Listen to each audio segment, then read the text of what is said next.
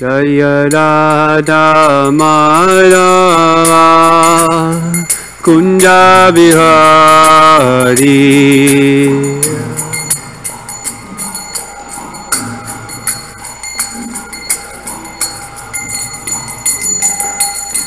Gopijana Vallabha Girivardhanari.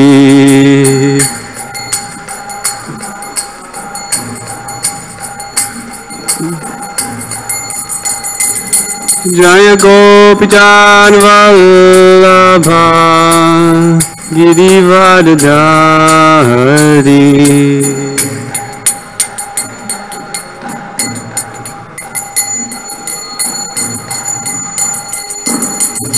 Yashodanandana Vraja Janaranjana.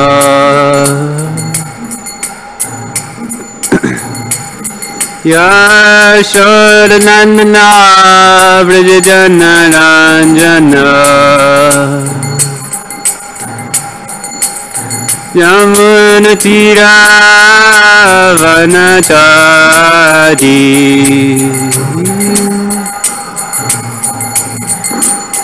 Yamuna Tira Vanachari. Jaya Radha Madhava Kunja Bihari.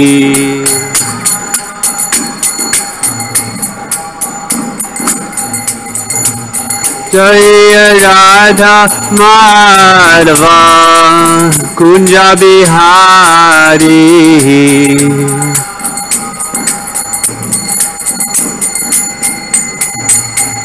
Prabhupada, Prabhupada, Prabhupada, Jaya Jaya Prabhupada.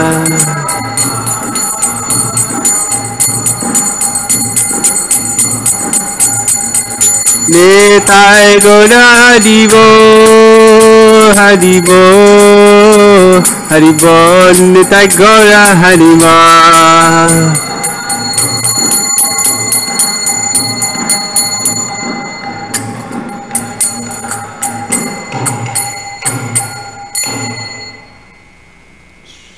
Prabhupada ki, Antara Srimad Bhagavatam ki, Samaveta Bhaktivinoda ki, Nitai Gaur Premanandi. All glories to assembled devotees, all glories to assembled devotees, all glories to assembled devotees, all Shri Shri Guru, Shri Gauranga.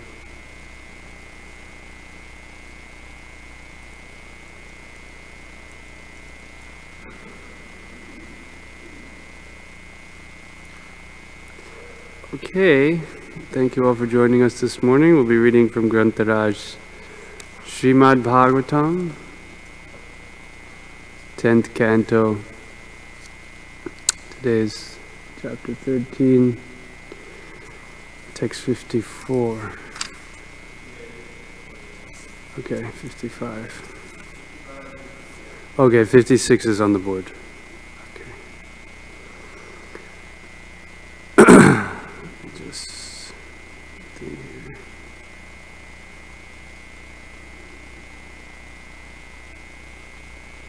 Om Namo Bhagavate Vasudevaya.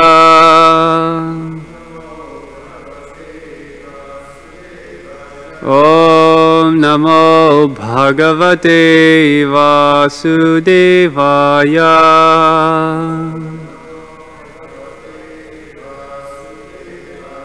Om Namo Bhagavate Vasudevaya.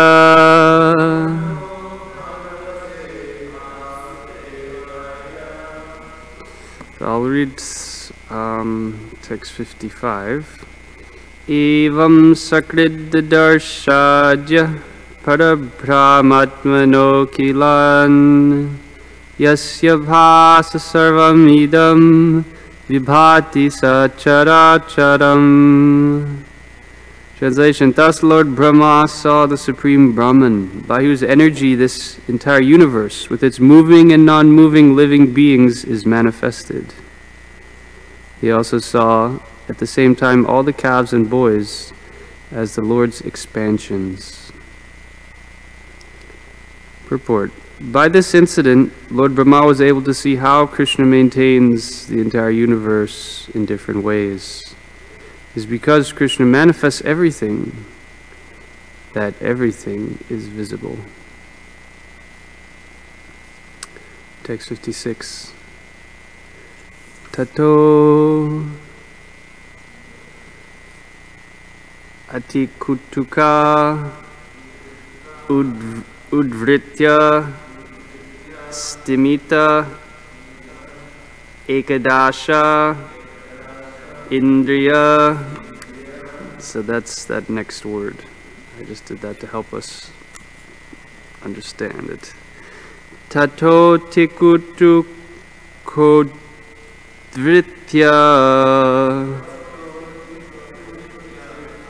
Tato tikutu kodvritya.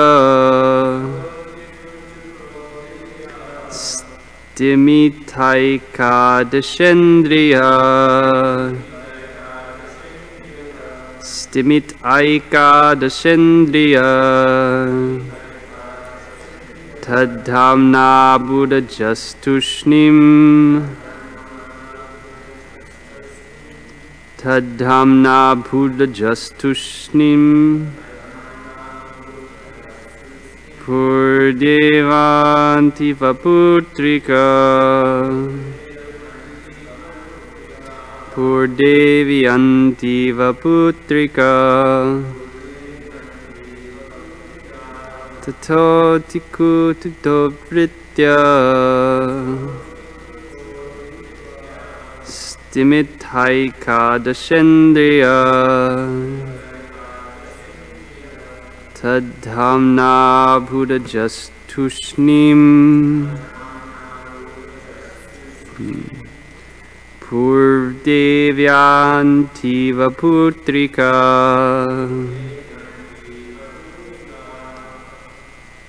Please chant.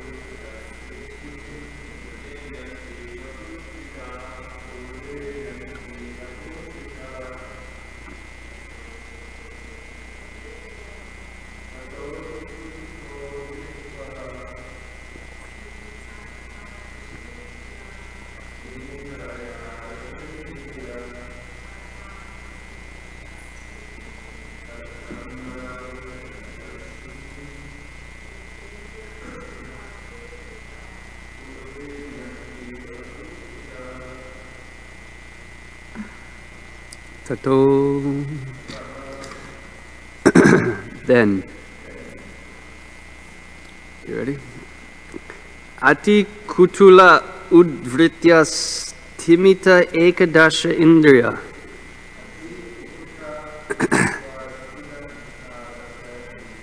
Whose 11 senses had all been jolted by great astonishment and then stunned by transcendental bliss. Tadhamna, by the effulgence of those Vishnu Murtis, Abhut became Aja, Lord Brahma, Tushnim, silent, Pu Devi Anti, in the presence of a village deity, Gramya Devata, Eva, just as, Putrika, a clay doll, made by a child. Translation purport by His Divine Grace. A.C. Bhaktivedanta Swami Srila Prabhupada Ki Jai. Then, by the power of the effulgence of those Vishnu Murtis, Lord Brahma, his 11 senses jolted by astonishment and stunned by transcendental bliss, became silent, just like a child's clay doll in the presence of the village deity. Please repeat. Then, by the power of the effulgence of those Vishnu Murtis, Lord Brahma, his 11 senses jolted by astonishment and stunned by transcendental bliss, became silent, just like a child's clay doll in the presence of the village deity. Purport. Brahma was stunned because of transcendental bliss, muhyanti yat suraya. In his astonishment, all his senses were stunned, and he was unable to say or do anything. Brahma had considered himself absolute, thinking himself the only powerful deity, but now his pride was subdued, and he again became merely one of the demigods. An important demigod, of course, but a demigod nonetheless. Brahma, therefore, cannot be compared to God, Krishna, or Narayan. It is forbidden to compare Narayan even to demigods like Brahma and Shiva, or to speak of others.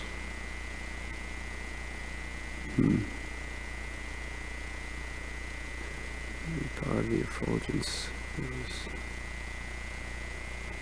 Yastu Narayanam Devam Brahma Rudradi Daivatai Samadvenaiva Viksheta Saprashandi Bhavedruvam. One who considers demigods like Lord Brahma and Lord Shiva to be on an equal level with Narayan must certainly be considered an offender. We should not equate the demigods with Narayan, for even Sankaracharya has forbidden this. Narayanaya Parovyaktat. Also, as mentioned in the Vedas, Eko Narayana Asin Na Brahma Nishanaha. In the beginning of creation, there was only the Supreme Personality, Narayan, and there was no existence of Brahma or Shiva. Therefore, one translate. I'll repeat the translation. Then, by the power of the effulgence of those Vishnu Murtis, Lord Brahma, his 11 senses jolted by astonishment and stunned by transcendental bliss, became silent, just like a child's clay doll in the presence of the village deity. Om Jnanatimidandasya Jnananjana Salakaya Chakshurum Militam Yena Tasmai Shri Gurave Namaha Shri Chaitanya Manobhistam Stapitam Yena Bhutale Swayam Rupa Kadhamayam Dadati Swapadantikam Vandeham Shri Guru Shri Yuta Padakamalang Shri Gurun Vaishnavamscha Shri Rupam Sagrajatam Sahagana Raghunatanvitam Tam Sajivam Sadvaitam Savadhutam Parijana Sahitam Krishna Chaitanya Devam Sri Radha Krishna Padan Sahagana Lalita Shri Vishakanvitamscha Hey Krishna Karuna Sindho Dinabandho Jagatpate Gopesha Gopika Kanta Radha Kanta Namostute Tapta Kanchana Gaurangi Radhe Vrindavaneshwari Rishabhanusute Devi Pranamami Hari Priye Vansha Kalpatarubhyascha Kripa Sindhubhya Evacha Patitanam Pavanebhyo Vaishnavebhyo Namo Namaha Jaya Shri Krishna Chaitanya Prabhu Nityananda Sri Advaita Gadadhara Srivasadi Gaur Bhakta Vrinda Hare Krishna Krishna Krishna Krishna, Hare Hare, Hare Rama, Rama Rama, Hare Hare.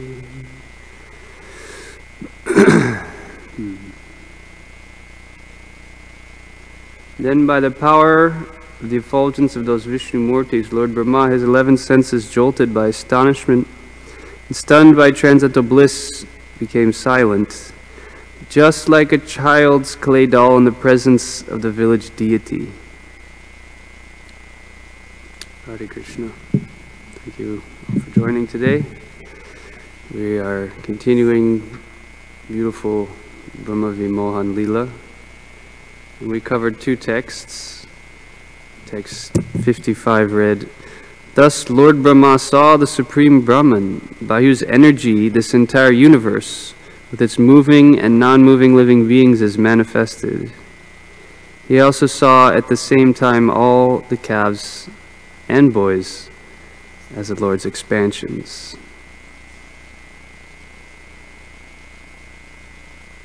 And then Lord Brahma becomes stunned with wonder, this very long Sanskrit word. His 11 senses had all been jolted by great astonishment and then stunned by transcendental bliss. By the power of the effulgence of those Vishnumurtis, Lord Brahma, his 11 senses jolted by astonishment and stunned by transcendental bliss, became silent. And there's a beautiful comparison made here. A child's clay doll in the presence of the village deity. So I was considering how, in one sense, we are all a clay doll compared to the power of the Supreme Lord.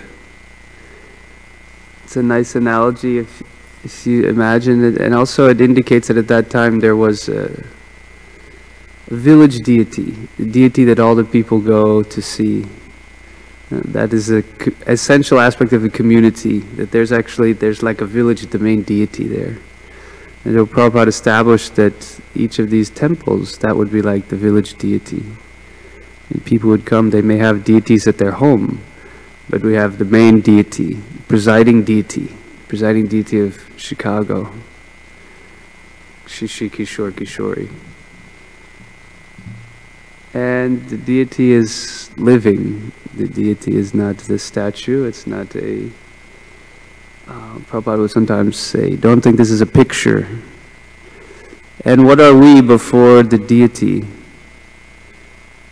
We, in this material world, carry many conceptions of our power and our importance. There's a nice statement I was reading in the Nectar of Instruction yesterday. Let's see if I can find it here. Prabhupada writes in the purport to the text 10 of the Nectar of Instruction, "One should therefore be eager to understand the science of the soul, Atma Tattva.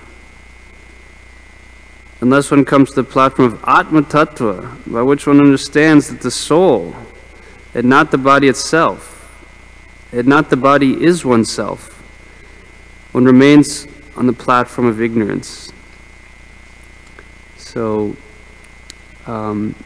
we were describing, it's explained in the Sri Krishna Samhita that, I'm going to try to weave some of these thoughts together. They're a little bit jumbled in my mind. This first text is explaining how all the calves and cowherd boys were the Lord's expansions, and by whose energy this entire universe is manifested. So our cause of problem in material life is duality, where we see something separate from the absolute truth. That is illusion. Just like someone's dreaming, they're ignorant of the reality. So as long as we are wrapped up in the conception of something separate from Krishna, then we're also dreaming. That doesn't actually exist. And then in this purport, Prabhupada says that in the beginning of creation, there was only the Supreme Personality, Narayan. There was no existence of Brahma or Shiva. This is mentioned in the Chatur Shloki verse of Srimad Bhagavatam. And Krishna mentions Aham evasam evagre nanyad yat sarasat padam pascharaham yade tachcha yova shisheta sosmyaham. Oh Brahma, whatever you see in existence, in creation, in reality, know that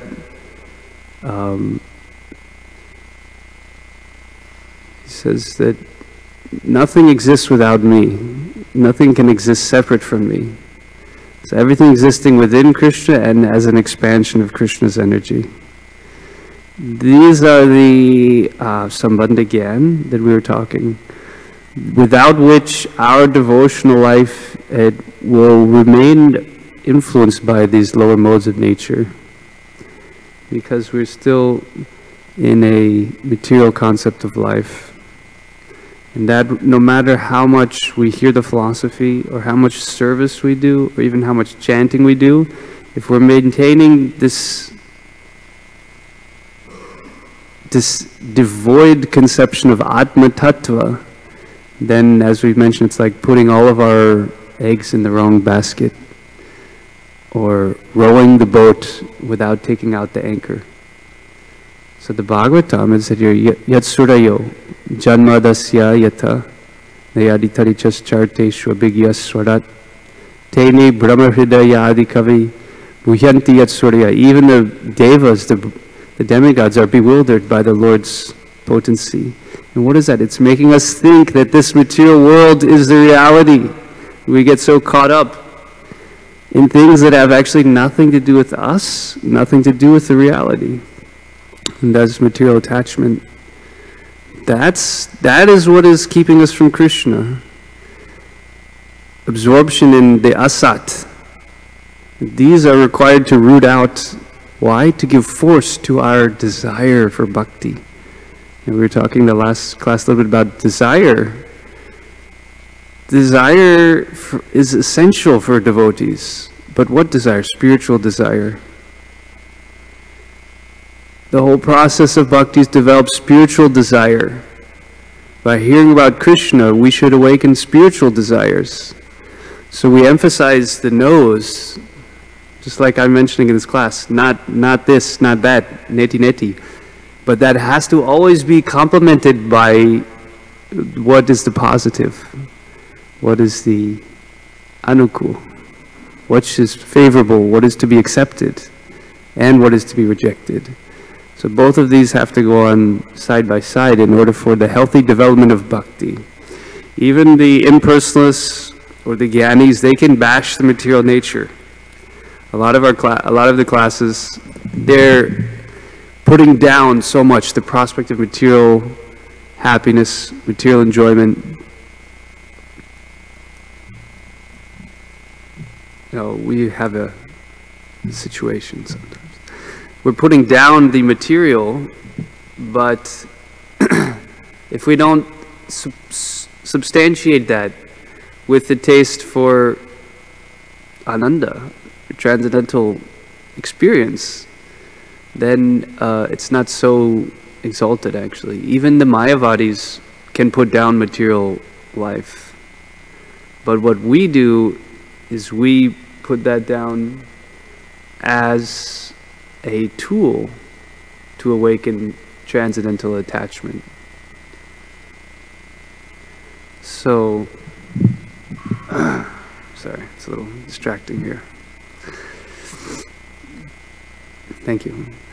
So, to understand that everything is this emanation from Krishna, and then as devotees, when we have this higher conception of spirit, what is actually spiritual, not just what is not material, but what is actually spiritual, then we can try to pursue the path which Krishna has laid out for each one of us. Krishna is like you're doing an obstacle course, so you have different challenges. You got to jump over this, you got to do that. So Krishna's, each one of us is on that obstacle course, and we all have these different levels that we have to pass. And Krishna's there in each of our life. He's giving us this test, that test, and He's cheering for us. All of the great souls, they're rooting us on. That is our task. So we should always know that we're never outside of Krishna's plan, or where's Krishna in this situation? No, Krishna's right there. He's giving it to us, just what we need, so we can try to come to the next level. And He wants us to awaken that eagerness, that desire. How can I live without Krishna? What is the use of my life if we're not associated with Krishna? This is the mood of the advanced devotees, the real devotees, those who've awakened their love. Why should I go on without knowing Krishna? So this type of desire, and as you mentioned yesterday, that there's simultaneously a feeling of pessimism, unless one develops a strong pessimistic attitude towards the materialistic way of life. Oh, that we need to work on also. It's pessimistic towards material existence.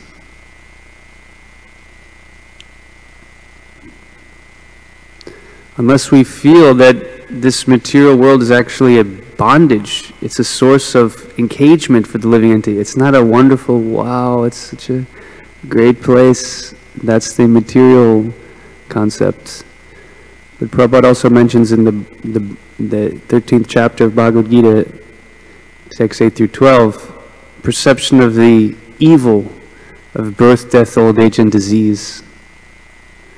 That one should feel very intolerant.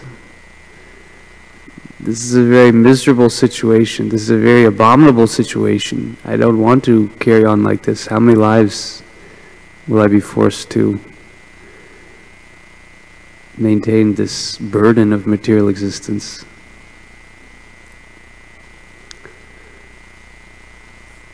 So Krishna maintains the entire universe in different ways because it is an expanded feature of Him. Bhumir apo nalo vayu kam mano buddhirevacha.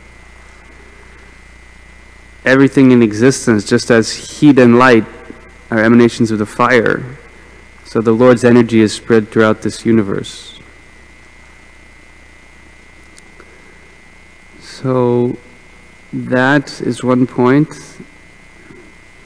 And this is also concluded here when Prabhupada writes that, therefore one who at the end of his life remembers Narayan attains the perfection of life. Ante Narayana Smritihi.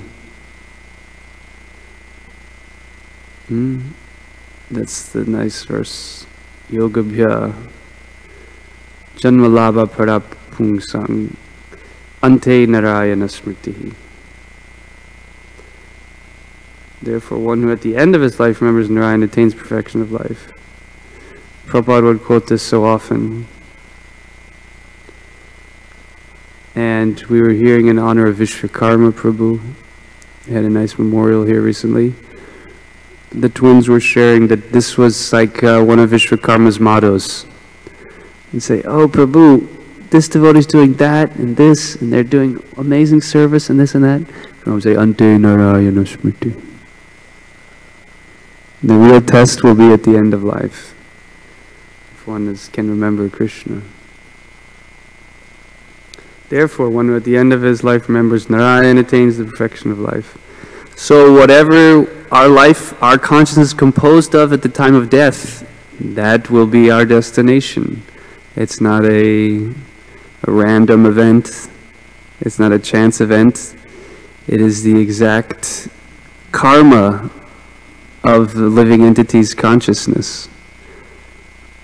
And that may also mean for practicing devotees. If we are not sufficiently eager or developed in bhakti, our consciousness may well carry us to another sadhaka deha, another body by which we can continue. Srila Prabhupada gave us a formula that how one has to become Krishna conscious. And less than that, we don't expect that the bhakti is a science. It's a very scientific process. And if one who follows the process, they get the goal. But sometimes we have a tendency, perhaps, and especially in religious traditions, there's tendency for sentimentality, because I'm worshipping, therefore this must happen. No? So the tendency may be there for sentiment that I'm doing it so this is guaranteed. No, nothing is guaranteed. Everything will be tested at the moment of death.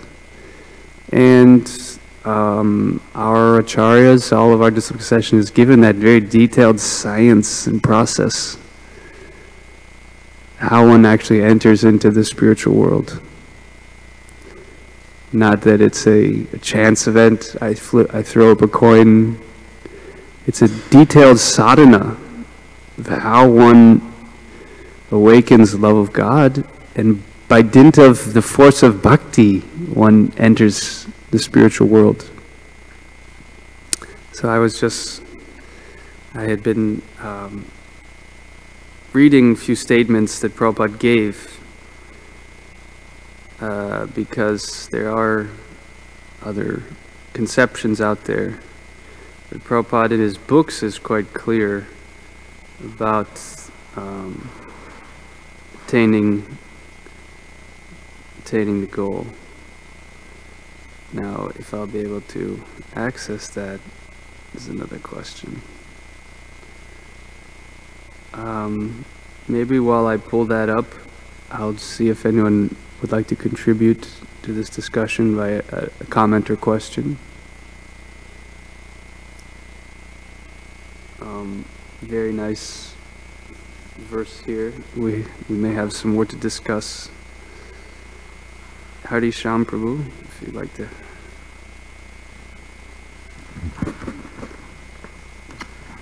I was appreciating your point about having the foundation of Sambandha Gyan in your spiritual practice if you wanted to bear fruit. And I was also appreciating this element that Prabhupada is bringing out in his purport about the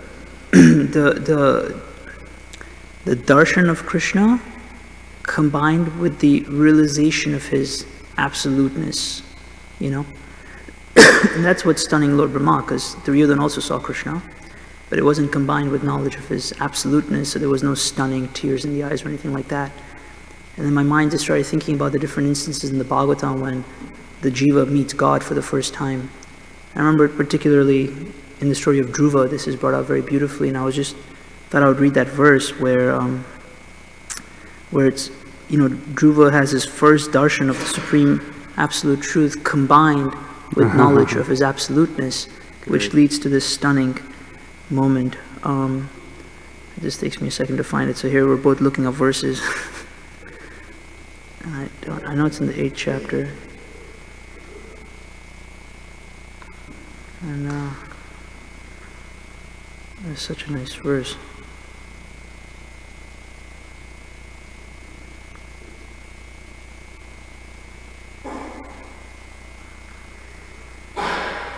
Yeah, here we go. Should I read it out? Yeah, Prabhu. The form of the Lord, which was brilliant like lightning, and which Dhruva Maharaj in his mature yogic process was fully absorbed in meditation, all of a sudden disappeared. Thus, Dhruva was perturbed and his meditation broke. But as soon as he opened his eyes, he saw the Supreme Personality of Godhead personally present, just as he had been seeing the Lord in his heart. And when Dhruva Maharaj saw his Lord, just in front of him, he was greatly agitated and offered him obeisances and respect. He fell flat before him like a rod and became absorbed in love of Godhead. Dhruva Maharaj in ecstasy looked upon the Lord as if he were drinking the Lord with his eyes, kissing the lotus feet of the Lord with his mouth, and embracing the Lord with his arms. Beautiful, no?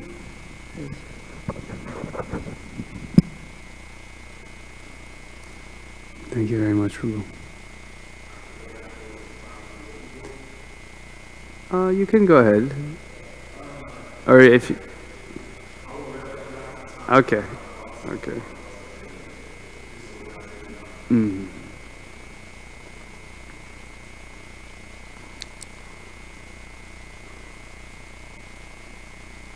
Yeah, let's see here.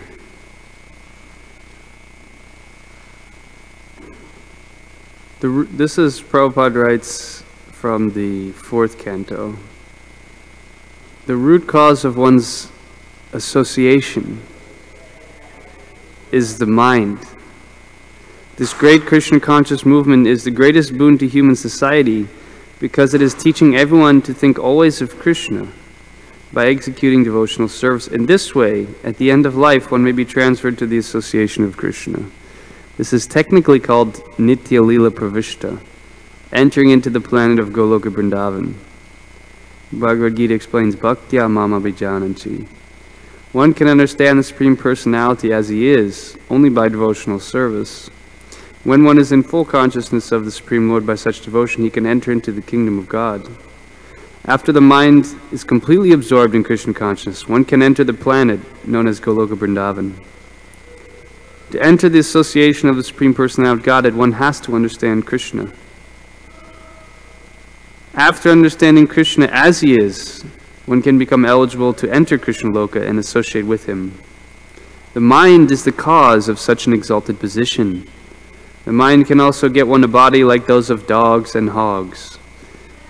To absorb the mind always in Krishna consciousness is therefore the greatest perfection of human life. So, yes, we have experienced different stages of mind that can be cultivated and the resultant behavior which will follow.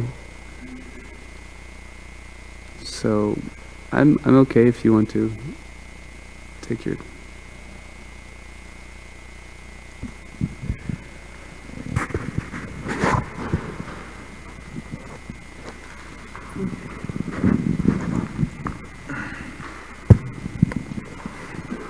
Hare Krishna, Prabhu. Thank you for your class. Bhagavatam is always entertaining for one reason or another. You were mentioning, first of all, forgive me for not organizing my thoughts. I'll do the best I can. My voice is pretty loud, so maybe I turn down the volume. But anyway, you were mentioning at the time of death, everything is tested. You were mentioning that, emphasizing that point. So one thing that came to mind is in chapter 18, Krishna says, Mamana Bhava Ma Bhato Ma Yajimam Namaskuru. Always think of me, not just at the time of death. And then he also says in chapter 15, verse 15, Sarvasha Chaham Hridi Sanivishto Mata Shmitir Gyanam Opahanam Sha. The reason you're able to remember me is because of my mercy. So sometimes when we hear always think of Krishna, we think of that, oh, I'm in control. But Krishna says, why are you able to think of me? Because I'm in control. And so there's a nice pastime of Keshava Kashmiri pastime, where it basically describes why Krishna gives you memory and why he takes memory away. So I love that pastime because Keshava Kashmiri, he approached the proud scholar. He got a benediction from Saraswati. Nobody would be able to defeat you. So naturally, when we get a benediction like that, we walk around very proud and, I'm in control. So then when he approached Chaitanya at his school of scholarship and devotion, Chaitanya was known as a prodigy, 16-year-old prodigy boy who had his own school. So then he debated, let's debate. And, but it's described that when he approached Chaitanya Mahaprabhu, he approached him with such arrogance, such disrespect, such inconsideration. And because of this, when he debated Chaitanya Mahaprabhu, the Lord took, obviously you know the pastime, but the Lord took his ability to memorize anything. And that's really one reason why I appreciate about that pastime, is because had Keshava Kashmiri known that was the Supreme Lord, he wouldn't have been so disrespectful. Similarly, when our guru comes in, we're not going to be like, Guru Maharaj, I want to get initiated. You should be lucky to have me as a disciple. Can you initiate? You're not going to be very inconsiderate, very disrespectful. But then when we become we may become too familiar with other people in general, with devotees, and we may not consider, why can't I, like Josh Prabhu was mentioning in his other class, why can, and yesterday in his class, which I appreciate, the point of, there's maybe, why don't I have the taste for Hari Katha? And it's usually because I don't have the proper mentality with associating with others, because I don't see them as, you know, you don't have any power. So I kind of like to connect this with this verse, and maybe you could expand on it. In the verse, it mentions when Lord Brahma saw the power and effulgence of Krishna, he became silent in transcendental bliss, because obviously this person has more power than me, so I remain silent. So sometimes when we see somebody has more power than us, we might become silent either in transcendental bliss, in awe and veneration, or when we see a bully, we become silent in fear. The principle is that when somebody has more power than us, so my question is that how can we avoid the obstacle that when we have more power than others, or when we think we have more power than others, we could treat them any way we want, and therefore we wonder why you know, we have no taste for Krishna consciousness. Just like that verse says, there's a nice quote that says, watch your thoughts, they become words. Watch your words, they become actions. Watch your actions, it becomes your habit. Watch your habit, it becomes your character. Watch your character, it becomes your destiny. Dhyayato vishayam pumsa sangasche shubha jayate sangat sanjayate kamaha kama krodho bijayate krodha bhavati samoha samoha shriti vibramaha shriti brahmsha buddhinasha pranashati. This verse says everything begins with your contemplation and usually ends in pranashati, a fall down, because you have no regard for others other than the people you think are more powerful than you. So my question is what are some steps we could take to, before Krishna? Like I said, the same question I have, because we see just like 2 days ago, you know, the situation didn't have to escalate like that. If we respect others, you know, we think we could put our hands on anyone. But if it was a huge 6'1" black guy, we'll just wait for the police. But nice 5'2" small African-American woman with 2 kids who's very nice, and then full-on brawl. So what are some steps we could take to not just be, you know, before Krishna gives us a reaction? How can we go to the deities and always apologize for our aparadhas against others? And how can we not always justify our actions? You know, I'm a Vaishnava. Like Bhaktivinoda Thakur says, if I think I'm a Vaishnava, I will certainly look forward to respect from others. And if the desire for fame and reputation pollutes my heart, certainly I wish to go to hell. And so we see that it goes on all the time. So that's essentially my question. And what are some steps we could always go to the deities every day? Lord Krishna, I'm an aparati every day. I have negative thoughts about people all the time. And like I said, please forgive me. I'll just like to, one thing that came to mind was one last quote of Buddha. He says, even regarding Vaishnavas, we see in so many pastimes like Indra, he wanted to kill the Brajavasis. Brahma and Shiva wanted to kill Bhrigu Muni. And so there's a nice quote by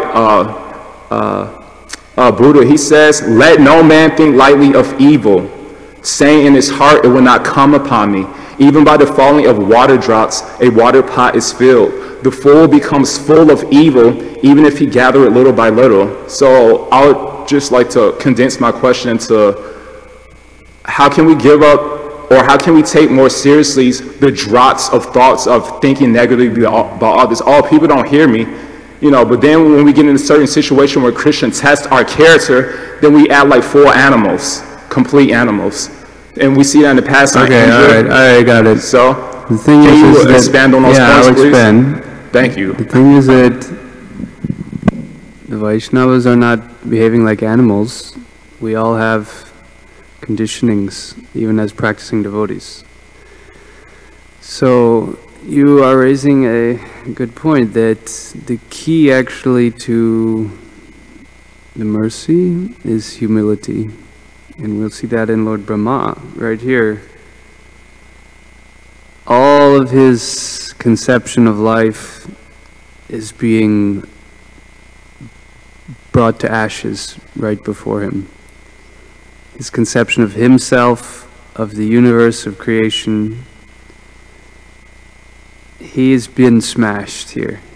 We're hearing how he's getting smashed. Simultaneously, he's feeling transcendental bliss. So he becomes very still, very quiet in wonder. That is the essential stage of humility. That Krishna willing will all experience at some point the utter devastating humility of our material existence and how fallen we are. And that is what is required for getting the mercy of Chaitanya Mahaprabhu.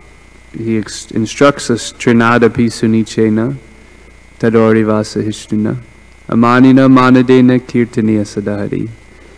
Without this conception, or a conception of deep humility, then our chanting will never fructify.